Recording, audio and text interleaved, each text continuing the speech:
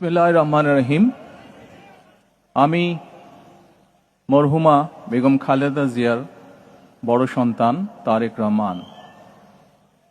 আমি আজকে এখানে উপস্থিত সকল ভাইয়েরা এবং বোনেরা যারা উপস্থিত আছেন, মরহুমা বেগম খালেদা জিয়া জীবিত থাকাকালীন অবস্থায় যদি আপনাদের কারো কাছ থেকে কোনো ঋণ নিয়ে থাকেন, দয়া করে আমার সাথে যোগাযোগ করবেন, আমি সেটি পরিশোধের ব্যবস্থা করব ইনশাআল্লাহ। একই সাথে উনি জীবিত থাকাকালীন অবস্থায় ওনার কোনো ব্যবহারে, ওনার কোনো কথায় যদি কেউ আঘাত পেয়ে থাকেন, তাহলে মরহুমার পক্ষ থেকে আমি আপনাদের কাছে ক্ষমা প্রার্থী।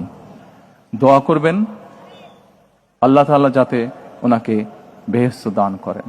আসসালামু আলাইকুম।